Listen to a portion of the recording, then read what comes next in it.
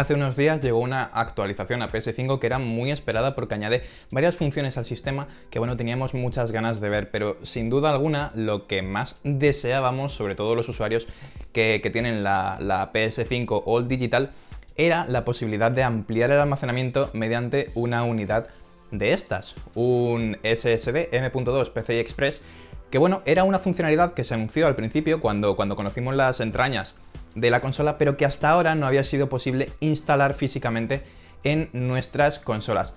Así que lo hemos puesto a prueba y os vamos a enseñar cómo cambiar, cómo ampliar el almacenamiento de PS5 con una unidad de estas. Os vamos a decir también qué es esto, porque esto no forma parte de un SSD que compréis en cualquier tienda. Y además hemos probado un par de juegos para ver qué tal va la carga. Intro y os lo contamos. Lo primero es que tenemos el SSD y además hemos comprado un disipador que es muy sencillito, muy baratito en Amazon, cuesta unos 10 euros para este SSD. Hemos elegido el 980 Pro de Samsung, que es un PCI Express de generación 4, que es compatible con PS5, ya que tiene una tasa de velocidad de más de 5500 MB por segundo y es de hecho lo que recomienda Sony.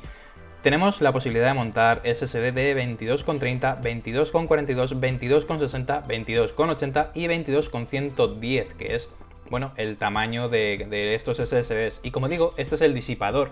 Es una plancha de aluminio que es muy sencillita y va unida a esta pegatina, que es una especie de pasta térmica. Y tenemos también un par de gomitas para fijar la pasta con el disipador. Lo primero que tenemos que hacer es quitar una de las láminas de protección del adhesivo de la pasta térmica, la pegamos a los distintos módulos de memoria, a los que se pueden ver, no a la parte inferior del SSD, y bueno, tenemos que asegurar que queden bien pegados sin ningún tipo de holgura.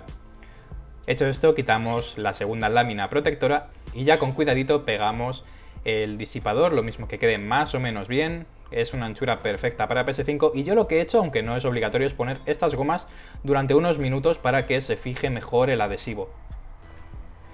Hecho esto, es el momento de quitar la carcasa de PS5, hay que tirar un poquito de uno de los laterales hacia arriba y luego desplazar hacia abajo para dejar, bueno, visible esta parte.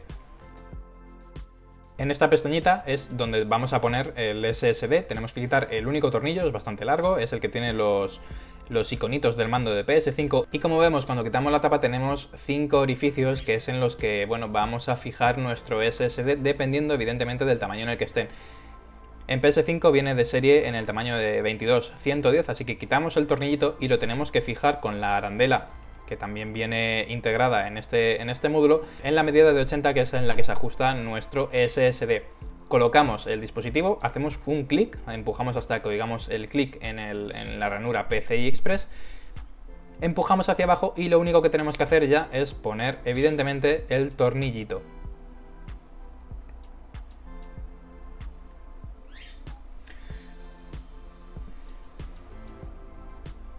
Una vez comprobamos que todo está fijo, volvemos a coger esta pletina de aluminio, la colocamos y repetimos la operación con el tornillo de antes.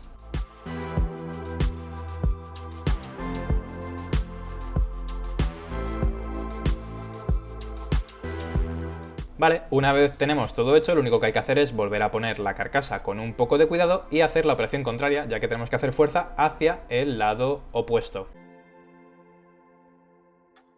Pero bueno, más allá de cómo se cambia, que es algo que Sony ya nos había mostrado en un tutorial hace unos días, lo que teníamos muchas ganas de comprobar era cómo rinde una unidad de estas, aunque luego dentro de cada SSD cada uno es de su padre y su madre y tiene distintas velocidades y latencias. Pero bueno, cómo rinde nuestra unidad en concreto, comparado también con el SSD interno de la consola, tanto en carga inicial de juegos como en una carga para entrar a la propia partida. Y eso es lo que vamos a ver ahora.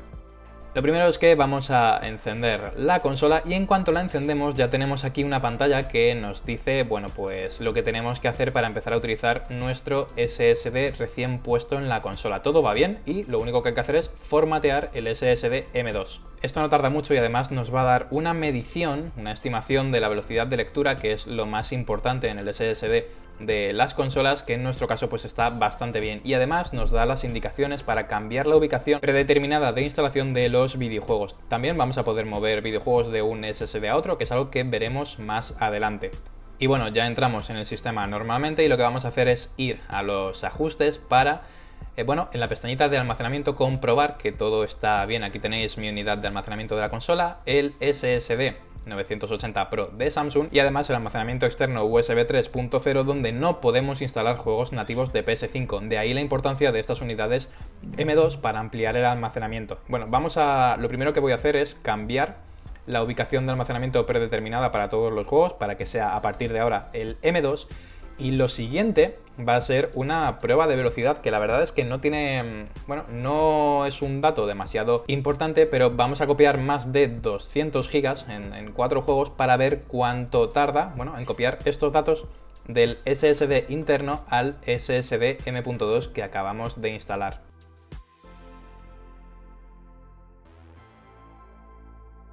Es un proceso que tarda prácticamente 8 minutos, pero bueno, no os preocupéis porque esto es algo que no vais a tener que hacer si no queréis. Era simplemente una prueba para satisfacer un poco la curiosidad.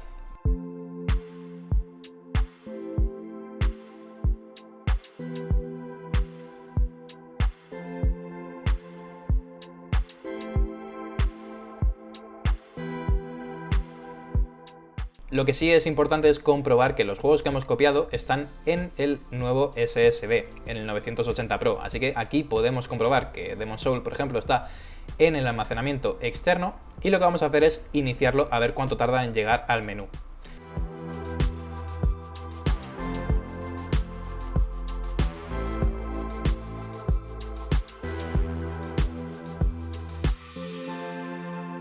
Todo esto lo he acelerado, pero vamos, son unos 31 segundos en llegar al menú. Y ahora lo que vamos a hacer es otra prueba que también es bastante interesante. Recuerdo que estamos en el SSD de Samsung, en el externo. Vamos a iniciar partida, bueno, vamos a darle a continuar desde el menú principal y lo único que tenemos que esperar son, pues eso, unos 7 segunditos más o menos para llegar del menú principal al juego. La siguiente prueba ha sido con Spider-Man y es exactamente lo mismo, comprobar que estamos en el almacenamiento M.2 y darle a iniciar. Esperamos un poquito y al final, pues básicamente como en el caso de Demon's Souls, son unos 30 segundos la carga inicial desde el SSD. Es algo bastante interesante y la siguiente prueba es ir al videojuego, que tarda poco más de un segundo.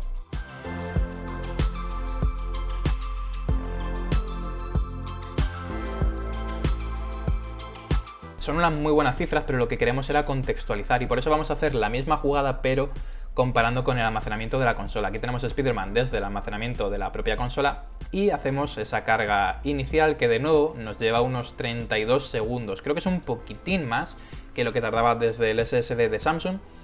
Y ahora tenemos la carga a la propia partida que de nuevo tenemos poco más de un segundo. Aquí los tiempos la verdad es que son calcados.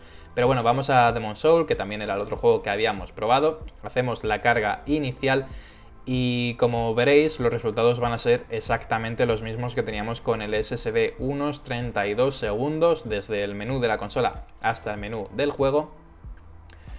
Y la siguiente carga es un poquito más larga en este juego que en Spider-Man porque está a lo mejor menos optimizado o necesita un poco más, pero siguen siendo poco más de 6 segundos. En el SSD teníamos unos 7 segundos.